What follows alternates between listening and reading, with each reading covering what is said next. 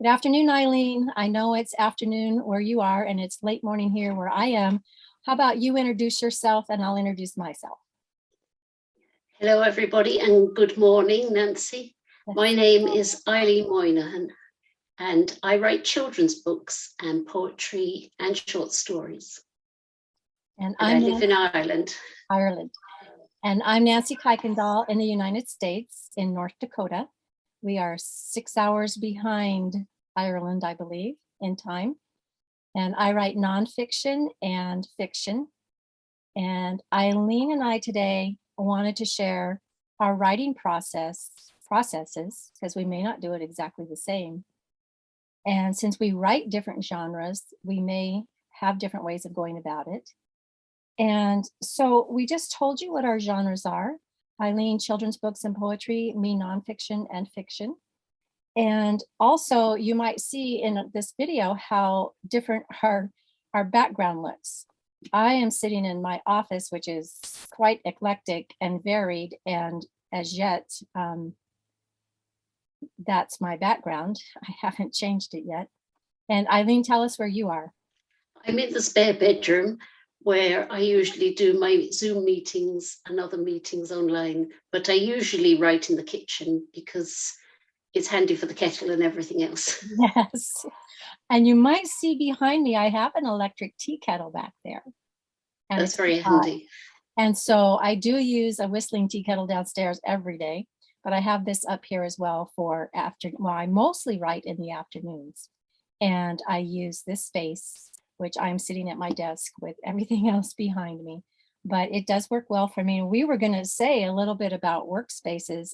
I know my father has written some books, and he used to go over to his McDonald's and write in there. Now I've thought about that, doing that here at a truck stop we have, but I think it would be very distracting. And it's a small town, and I would run into a lot of people. That's it. And I know some other famous writers who write in tiny spaces, and some that write in large, beautiful offices. And I think it just depends person to person where it works for us. I would love my own kind of cabin in the garden. I think that would be great. Mm-hmm. I once read a book by an author who went to the beach once a year and wrote in a little beach house for a week or two. She went all by herself and left her family behind, and she worked with the sound of the beach outside. I thought, oh, wonderful. Nice. Or in the mountains with the wind in the trees, you know. Yes. But we use what we have, and I've set this up to work pretty well for me. As I've said before, I used to sit cross-legged on my bed and write, but I ended up finally actually utilizing my desk, and it works pretty well. So that's great. Yeah. So I think as authors, we just have to find, what works best for us. And we wanted to talk about when we get an idea, how we go with it. It's the beginning, fresh start of a book, being birthed in our mind, and how we proceed with that idea. And Eileen, why don't you share first? Well, with my children's books, it could be something I heard or something I remember from long ago. It just could be a phrase or a line from a poem that would set me off, and then my imagination takes over. So, for example, now my book, The Wreck of the Hesperus, was from a saying my father used to say when we were young and used to come in all untidy. He'd say, "You look like the wreck of the Hesperus." And I didn't know what that meant, but apparently it's from a poem that was written by Longfellow about a real shipwreck called The Wreck of the Hesperus. But in my own mind, I thought it was some strange creature. So I thought that'd be a great idea for a children's book. So in my book, the little boy's mother says he looks like the wreck of the Hesperus, and he meets the wreck of the Hesperus. So that's one idea. Mm-hmm. Another one I had, it was Rory Gumboots. It's the hedgehog who wears red gumboots, or Wellington boots, as we say here. And I don't know where he came from. I always loved hedgehogs. Okay. And the name just came into my head one day, and I went off from there. And where he lived was Notting Head Nook. Mm-hmm. and the whole place where they lived was under threat from machines. He thought they were monsters, but they were like excavators. Okay. And so they have a meeting of all the animals and they try to decide what to do. So, but they're saved at the end of the day. Yay. And my latest book, Bunny Bob and the White Stuff, that was when my son was very young. He's nearing 40 now. We used to have some tapes in the car of Thomas the Tank Engine. And there was a saying that snow was silly white stuff. And that kind of stuck in my head because it was very repetitive. It was silly soft stuff, I think. Okay. And from there, I don't know, I got the idea of a little rabbit out in the snow and he gets lost in the snow. So that's where my idea came from. What about you, Nancy? Well, I want to say first, I know some of Eileen's books, and Bunny Bob and the White Stuff is one that my granddaughter especially likes. And we do get a lot of snow here. And so I read that to her first in the winter. I think it was a Christmas present, one of her Christmas presents. Right. So we've enjoyed that book and all the things involved in there. And we do see bunnies in our snow in the winter here and spring and summer. So I really enjoyed that one. And I know some of Eileen's other books as well. The hedgehog, I don't know a lot about them, but there is a woman here I used to work with who's always had pet hedgehogs, and they look pretty cute. So they're very cute, but they do carry fleas. Oh, okay. Yeah.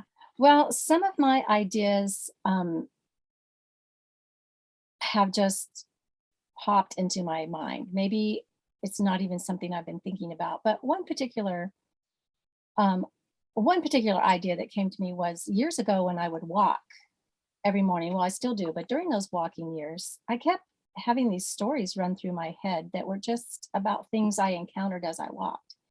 And every day they seemed to take a bigger place in my mind and form. And eventually I felt like maybe I'll write these down for my children because I didn't know why else. I didn't have any inclination at all at the time to write and hadn't had very much success in school with some of my writing. Had a bad experience with a college professor, and it was nothing in my mind, but it was something at that time God called me to do. And my first stories that had been formed while walking, became my first book. And it's just a book of nonfiction short stories, just random short stories. I had another book like that, but there was a time when I was working, when we moved here to North Dakota, and every single day I would hear people talk about how tired they were. They didn't sleep the night before. Either they couldn't go to sleep or they woke up really early in the morning and couldn't get back to sleep. And it was a daily conversation all around me. That wasn't something I particularly struggled with, at least not ongoing. And I thought, what are the reasons that so many of us don't sleep? And that spurred a book that I wrote called Now I Lay Me Down to Sleep, and it's called Help and Hope for the Sleepless as a subtitle. And it's common, ordinary things that might keep us awake. It's not medical by any means. But, years ago, before I was finished writing some of the nonfiction I wrote, I had a thought in my head about a story about an old woman, and it would be fiction. And it took quite some years to formulate, but that's the 3 books that I just finished. And I think it came to me because I have a number of what I call elderly or old women friends, their 80s and 90s. And what I've learned about my grandmothers that I didn't know, and the women around me that are older. My mother's been deceased many years, and so I sort of gravitated to these older women, I think sort of as a mother figure or grandmother figure. And so I would sort of soak up the things they said and how they live. And that was an inspiration to me to write the fiction that I wrote. And it satisfied something in me to write that. So those are some of my ideas. I think they just kind of appear one day, and then if it's something I might write about, they start to grow in my mind. Yes, I'm sure there's somebody up there helping us, guiding our thoughts, maybe, And So- I think that's very true because I really wanted to write that fiction, but I had no idea how. And I always thought that writing fiction would be far beyond me. And so I stepped in nonfiction because I felt very in tune with writing. It's kind of inspirational nonfiction and just sharing and Christian testimony woven through. But I didn't feel free to write that fiction until I finished several nonfiction books that I felt very strongly I should write. In fact, one of them, I was in this room getting ready for work one day, and I was listening to the Bible be read to me from my Bible app. And I remember thinking, I don't know why I'm writing this book. It's just pointless. I don't know who would want to read it. And I don't even know why I'm doing this. And I was ready to just lay it down. When I heard a verse, I couldn't even tell you exactly which one it was, but I think it was in Mark. And it stopped me because I just heard this message say, what? You're going to turn your back on the work I gave you to do? And I truly did not feel free to write that fiction until I finished writing the last nonfiction book that I've written, and then did that series of fiction. So I think you're right. We can have a call on us no matter what it is, poetry, children's books, nonfiction or fiction, we can have a call on us to do that job. Because often I just say, I suppose it's like a prayer, kind of help me put some thoughts in my head kind of thing. And then they come. Mm-hmm. And I could be in the shower or anywhere and, oh, yes. Mm-hmm. That's for me too. And I get a lot of inspiration when I'm out walking, because anytime I'm out walking, we have sort of a countryside near us that I can get out into, and seeing the wildflowers in the field or the animals and just the sun in the sky. We have a big sky here. And I get a lot of inspiration then, and I'll just start things running through my head that I wish I was taping from my head, because I get home and sometimes it doesn't come out the exact same way. But over time, I can get it where I want it. Yeah, I think nature is definitely inspiring. Mm-hmm. It's very good to get out in nature, and helps your thoughts as well. It does. That is for me. The animals, the trees are very inspiring to me. The flowers. Yes, so many things. I've written so many things about nature, but it's very inspiring. Even the rain and the snow, very inspiring to me. But now when you're writing, I know in nonfiction, I didn't really have characters. I was sharing my life stories or observations, not characters, it was just true stories. And if I used any names, they were real names. In some nonfiction, you have to steer away from that and make it more general, because you don't want to use people's names that wouldn't want that, or you don't want to expose people. So I steered clear of that. But when it came to the fiction, I knew I had one character. I had the old woman.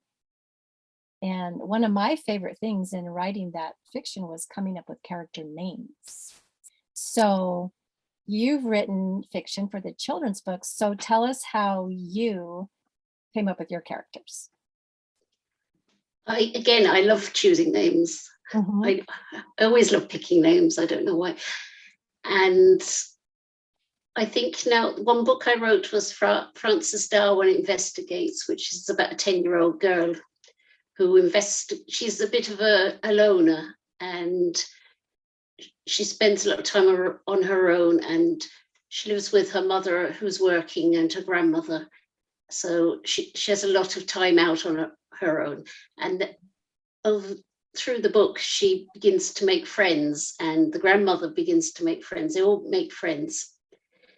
And they're pursuing why dogs are going missing. So they discover there's dog nappers in the area, and they try to trick them to capture them. So Frances Darwin, I think there's a lot of me in her, as I remember myself at that age. Mm-hmm.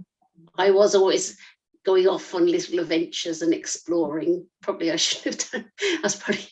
But I wasn't probably not careful enough. But I did tend to roam a lot myself.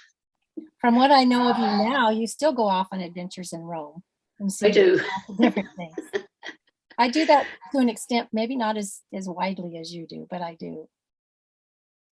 And other characters, I think I kind of base them. I used to teach children. I might base them on be a mixture of some of the children I've taught.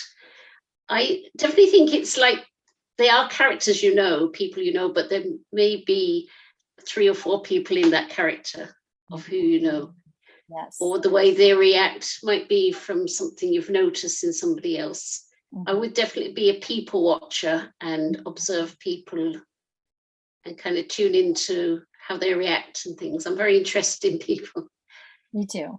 So it's fiction, but definitely you take from life.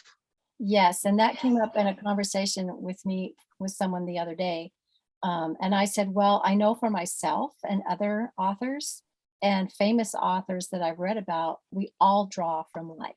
I mean, that's what there is. We draw from our own experiences or watching other people, or how things were handled in the world. I had the odd experience when writing The Old Woman. She's a compilation of a lot of older women like I mentioned, but she also has me in her. And my daughter read the book. She goes, Mom, this is exactly you if you were older. And I'm like, oh, I didn't mean it to be, but there is me in there. And I so related to our neighbor next door that I started calling my neighbor by my character's name, never to her face yet. But I would say to my husband, oh, I'm going to go see Rose. I'm like, oops, her name's not Rose.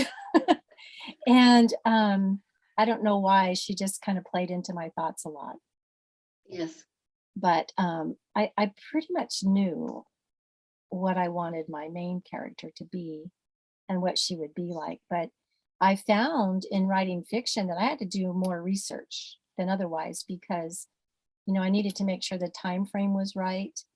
I wanted her to have 2 children plus a miscarriage, and like, what are their ages? What would be the right ages for her age and that time period? She's not way far back, but what would be the right ages? And again, it was fun naming them. What would be common names then? What would be her full name and her husband's? And that part was fun, but keeping track of the time frame through the 3 books, I had to stop and take notes, and also look back at calendars from years before, because that book takes place through like 2011, 12, and 13. So a little bit behind us. And I just needed to know what day of the week was that date, because it has to play into the story correctly, and it had to make sense. And I really did have to spend quite a bit of time thinking that through and looking things up and take notes so that I didn't destroy the timeline. I think research is very important. You have to have your facts right, even in fiction, if you're going to set it in a certain period or time. Or if you're writing about animals or flowers, you have to know your facts and look them up. Right, because this book goes through several seasons, and I'm like, well, oh, I know I was going to have her birthday be a certain month that would match up with one of my aunt's birthday, who's been deceased a long time. But then when I was writing the story, I realized, oh, this can't happen in April where she lives. It's still pretty much winter in April. So they can't do that for her birthday. And so I had to change her birthday to June. And, little things like that. And especially if it's a series, like, honestly, I did find I said something in the first book that is a little different and by the 3rd book, because of that timeline. I'm like, oops, but it's not so drastic that it destroys anything, but it was a little bit of a timeline error. But do you find plotting very difficult when you're doing your books? Well, I don't know, because I don't know that was the thing when I wanted to write fiction. I thought, how does somebody plot something? But for me, honestly, I would sit down here at my computer knowing somewhat how I wanted the story to go and what it would be about, and it would just kind of come to me as I wrote. I can't say, that's something else we were going to talk about too, is like, do we outline or not? And I'm not an outliner, but I do have to take notes. But I don't map out my whole story on paper at all. I kind of go with the flow as I write. How about you? Well, with children's books, which are quite short, I usually go with the flow, and it comes to me as I'm writing along. Now, when I did the book Frances Darwin Investigates, that was chapters, and I'd written so many chapters, and then I thought, well, I have to start planning a bit to know what's going to happen next and how that's going to happen. So I did a kind of an outline and tried to fit in with that. Then sometimes the characters took over in my head and it might go a different way, slightly different way. Yeah. So I think you have to have some idea. If it's a bit longer, you Mhm. have to have some idea of where you're going. Mhm. That's true. And I had to struggle with like exactly how would the series end. And a few readers who have mothers the age of the woman in the book, they're like, "Oh, you're not going to end with her demise, are you?" I said, "Oh no, absolutely not." And the third book is the end, and it does have an ending, but several readers have asked me about a fourth book. And I said, "Well, I think I gave it an ending, but ever since then," and this is when thoughts often come to me in the middle of the night, I'll wake up and say, "Oh, I could do this or I could write that," you know. And I already have a fourth book, the beginning and the ending, and I'm working on the middle, though I haven't started writing it yet. I have a lot of ideas for a fourth book. So I told one of them, I wrote her and said, "Well, you might be right. There might be a fourth book."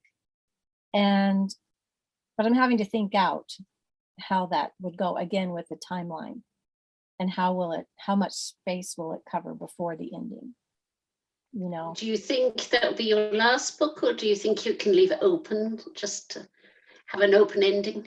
Maybe. And now, see, when I thought that I pretty well closed out with the third book, apparently some readers feel like there's room for more because they'll say, "Okay, now I need to know what happens." And I'm like, "Oh, well, that's what happened." But there is kind of Yes. room. There is room because the choice she made in her life and where she went, there is room for to write more. But I think I needed a break from it, and so I'm planning to do that fourth book next year because I'm working on a nonfiction again right now. Very good. So, maybe it's a good idea with those to leave it somewhat open. Well, so far I haven't written non-fiction because I actually find it quite difficult. I find it a bit boring, really, because it's all Mhm. just facts. Whereas I might do something on history, maybe, because I do love history and I love researching the history. Mhm. So, but normally I just love going away in my own head. Mhm. Well, I'm finding that I enjoy that, and it's a little bit more doable to me than I thought, at least for what I'm writing. Some other fiction, I don't know. Maybe I would grow into it someday. But with nonfiction, I know a lot of fiction writers have said to me, "Oh, I could never write nonfiction. I wouldn't know what to write." And I was the opposite. Well, it's just all laid out before me. I don't even have to think it up.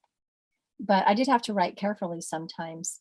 But with the fiction, I'm like, okay, now I got to make something up. But it was already coming to me. And like, your Bunny Bob book, I wonder if it could have another book and follow Bunny Bob for a little while. There's quite a few of my books actually, they should have, and they do lend themselves to having a second book. So I Yeah. should do that. And I haven't done it, but the scope there for me to do it in the future. Yeah. I was just thinking, it ended, but there's room for him to have more adventures. There is, especially with his friend that he made with the little Yeah. bird. Yes. So, Yeah. so So there is. I could see that could have, the adventures of Bunny Bob. Now it's past the snow, um, and onto something else in the spring or whatever, that they discover. Yes. Well, it was actually springtime, but there was, like, as you Oh, know, in springtime you can get snow, yes, that's true. Yeah. even though you live in a very snowy place. We are in springtime right now. We have green leaves and everything, green grass. Yes. But yeah, I enjoyed that book. And now tell us a little bit before we go on to like our rough drafts and editing. Tell me a little bit about the poetry books. Well, I've always written poems since I was a small child, I think. I loved poetry. I particularly loved rhyming poetry when I was a child. I suppose it came from listening to nursery rhymes and then like the poems with Christopher Robin and by A.A. Milne, Winnie the Pooh and all those ones. Mhm. And my mother used to read Robert Louis Stevenson's Children's Garden verses, I think that's what it's called. Hmm. And I just love the sense of the rhythm and the flow and the da di da di da. And Mhm. then as I got older, then I realized all poetry didn't have to rhyme, even though I do find myself keep going back to it. I'm Yeah. drawn to rhyme, I think. I do like rhyme. Other people don't like it at all. Hmm. I do try to write freestyle as well and different forms. I like experimenting with poetry as well. And it's good to read lots of different poets and observe their styles and then try and find your own style as well. I think it varies from poem to poem. Again, you get some inspiration from a line or a sentence or something you've heard. And sometimes it comes in especially if you've been through something emotional, it comes with a big kind of flow. You just keep writing and writing and writing to get it all out and it's on the page. But then you have to kind of go back when you're feeling a bit calmer and start editing and maybe cutting it down and trying to get more precise and concise to get across what you're trying to say. So sometimes it works, sometimes it doesn't. Sorry. No, go ahead. So I think sometimes you can get great satisfaction. You say, well, to me, that's a good poem. And other times you think, well, it's okay, it's not great. But then somebody else might read it and think it's good. So it's all different points of view. Like, I guess in any writing, it's pretty subjective, Is that right? Yes, definitely it is. Trying to think if I used the right word there for a minute. But what you said is a little bit like nonfiction, because you can have something very emotional happen or that you remember and you want to write about it. And maybe you're not writing it as poetry, but you're writing it as prose, just a story, telling your story in the book. And, I've told you and a few poets that I am not a poet, but I have written some poems. And so I always say it's a poem by a non-poet. But one time I was swinging on my swing as the snow was falling, I was very inspired to write a poem about that. And another time I was in my little garden bed and I saw the first spider of the season and I was very inspired to write because of that little spider. And so again, it's nature, but those things will sometimes inspire a poem in me that I'm glad you said they don't have to rhyme or can be either way, because I tend to make them rhyme, but I can't always. And so I just basically write them to suit myself, But it's a little bit in that expression, like writing nonfiction, a little bit at least. Yes, and I think whether you're ever going to be a famous poet or not, I mean, who's to say you're a poet or not anyway? Right. As you say, it's subjective. Yeah. So I think if you get satisfaction out of actually writing it, that's good. That's good for you anyway. Well, I always tell people, just because your name isn't known and your work isn't known, whether you're a musician or a speaker or a painter or a writer, that doesn't mean it isn't good. It's just nobody knows you, That's it. But, not everybody gets to be famous, and I don't know that I would want that, but, it's still very rewarding for ourselves and for some readers that we have, Because that's one side of writing, is very therapeutic anyway, I think. Yes, it is. Before we run out of time, maybe we should just quickly talk about, after we've written it, our rough drafts and what we do with those. What do you do? Well, for the children's books, with some of them, I've gone through them again and again. I've asked other people to read them, and I'm kind of happy enough with the spellings and grammar, and I've had a few people check it out. But with the longer books, I've had people I've actually sent them off to editors to make sure that it's all okay. And it's not just, it can be, okay, it's grammar and spellings and punctuation, but it's also the content. Does it flow? Does the story work? Is it keeping people interested? So just, it's about the style as well, and the plot. Does the plot work? So you're taking a lot of things there now when you're editing. And sometimes you might not like what people say, but you have to be open to change and be adaptable, because it's actually trying to improve your book. But you don't have to go with everything people say. You can say, well, actually, yes, there's something there. So maybe if you've sent it out to a few people and they've all said the same thing, you say, well, definitely that needs to change. And what about yourself? Well, I find it definitely valuable to have other people read it, and especially have an editor go over it, because we can edit and we can use editing programs. And I also use my computer to read it back to me. And that is very helpful for catching mistakes. But sometimes, when other people are reading, they can point out to you that what does that sentence mean? What are you trying to say? And if you just rewrite it, it makes sense. Other times I've had my editor that's helped me with, I think, 6 books now, point out something and I've said, and I can't see my character really using that word or saying that. And I'll decide not to take the advice, sometimes. But I'd say a lot of the time I really do have to think about it and take the advice that I get, and maybe just restructure a sentence or think it through. Or, for me, especially in the beginning, get rid of redundancies, or repetitive words. And I've cleaned that up a lot through time because that was a big thing I needed to clean up. So Yeah, it's helpful. You can't see all that yourself, Excuse me, it takes somebody else. Sometimes I do very convoluted sentences, so I need somebody to kind of unravel them. I'm like, well, it made perfect sense to me, but it doesn't make perfect sense to anybody else. Going all around the houses trying to say what I was trying to say. Yeah, it really is helpful. And some of the editing programs like Pro Writing Aid and Grammarly, those that are well known, Yes. others, they can, catch little typos and misspellings pretty quickly, even if you don't use them for the rest. They can catch that. And I think one of the big things for me was when I started having the computer voice read back to me. And Yes. whether I was following along or not, suddenly I'm like, what did that say? And I go look and the word is wrong. I spelled it wrong, or it said the instead of then, or something like that, And that's why I often find out when I'm in the writers group and I've written something for that meeting, and I think it's fine, and then I'm reading out loud and saying, oh, yeah, I've done that twice, or I've repeated the same words over and over. I know. We have a local writers group here, and we read to each other, and every single one of us has been reading and go, wait a minute, I got to fix Yes. that didn't make sense. And everybody just laughs because we catch our own mistakes as we're reading it, So it's very important to read it out and maybe tape yourself and listen back to yourself. Yes, I've been doing that for practice, reading my work aloud.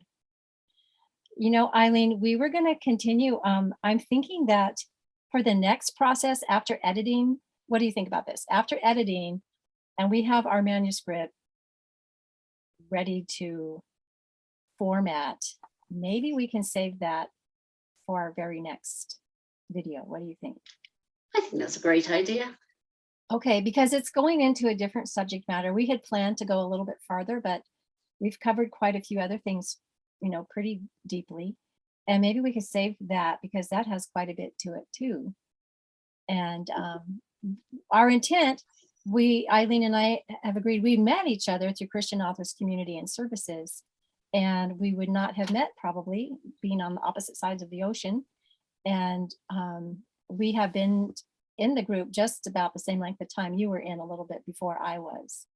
But Christian Authors Community is very helpful in meeting other authors and working together and learning the things we do about writing and formatting and editing and everything else, publishing.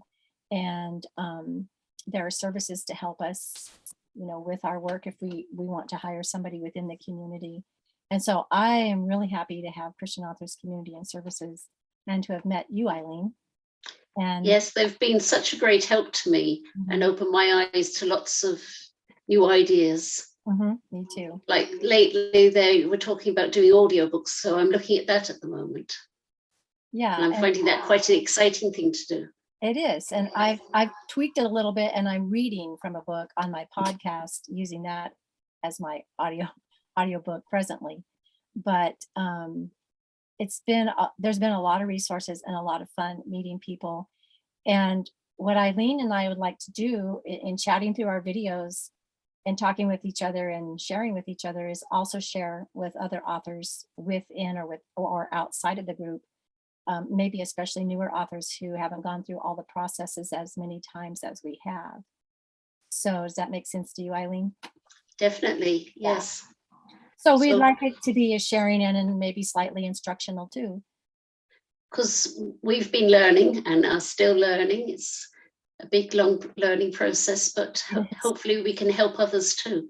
You know, one thing I really like about our meetings, which we go to a meeting every Thursday, is someone can be presenting and maybe you don't take in everything that they've said or think you can't use everything, but there'll be something said and I'll be like, oh, I can use that. I write that down, you know, or oh, I could use that idea and I write that down. So Yes. either in small increments or in something large, we've received a lot of help and we want to share that and we want to help each other as well. Yes, it's So, very good and very helpful. mhm. So we've probably taken up enough time for this one. And so I guess we can say goodbye to each other. And Thank you, Nancy. thank you, Eileen. Nice to see you today and to get to do this with you. And we'll do it again. And hopefully now, if the sun's still shining, I can go out and do a bit of weeding. Oh, okay. Have fun with that and enjoy your long holiday over there. Thank you. Starts tomorrow, right?